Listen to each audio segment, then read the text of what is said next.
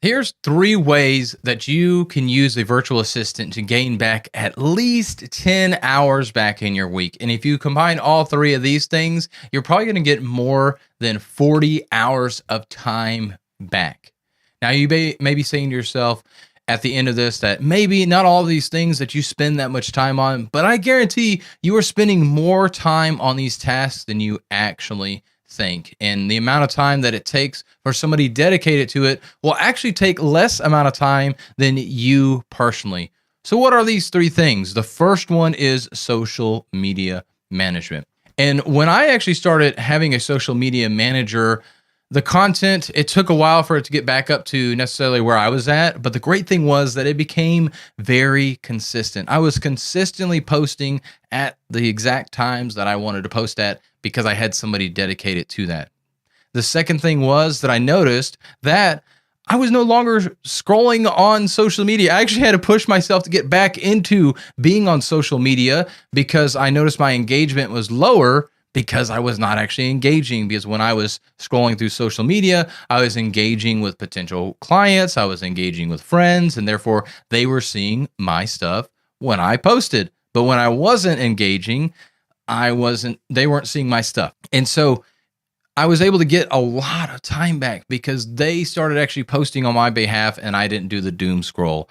Also, they started actually coming up with content and it allowed me to think more strategically rather than, I got to get something out today. I forgot it. Oh, what am I going to do?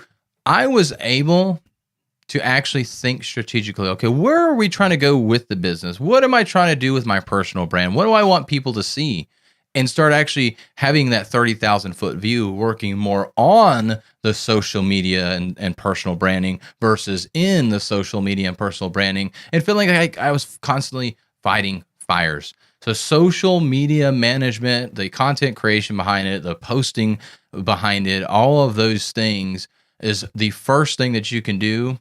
And it may not be the best first thing. It depends on where you're at, what you're doing, what you are comfortable with doing, but that is one way that you can start to save time. The second one is video editing and content creation. I know I mentioned it with the social media management. A lot of times I kind of combine the content creation into the social media management side because when I think of video editing, I think about for my podcast, which actually was my first thing that I ever delegated. I got a podcast editor. Shout out to Jay once again. He's probably heard me the past million episodes. I keep bringing him up, but he's been doing such a phenomenal job for me. So I've got to give him a little props as he's editing right now. But that video editor for me was huge. It allowed me to create more content from my podcast to be able to have greater quality, greater sounding content. And on top of that, we would be able to talk through it. So I was sitting here struggling to get content out and then editing it and posting it and all this stuff.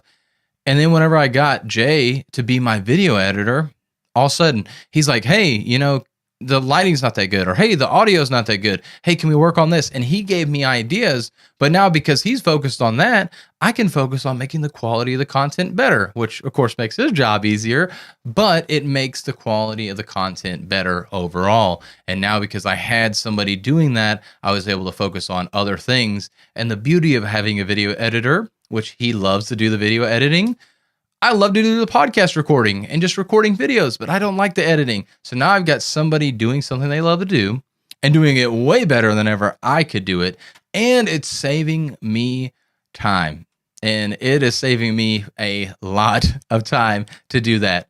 The third thing, and this is one I haven't gotten rid of yet because I don't do it too much, but it's some people have a ton of emails. I don't have a ton, or at least I don't feel like I get a ton. Maybe it depends on the day. It could be up to 30 or 40 a day. I've never had hundreds or thousands of emails at a time, but I know a lot of people that do. And so this is just another way that you could start saving some time, is actually having a virtual assistant go in and organize your email. They can organize it by importance, by categories, creating folders. They can go in and actually respond to certain things on your behalf, especially if it's very simple requests like, hey, I want to book a time with you. Okay, John, here's a link. You can book a time with me using this link. Appreciate your time. Have a good day. And they can be impersonating you by being in your email like that. But they're able to organize it so you can focus on the things that actually matter and actually answering some of those as well.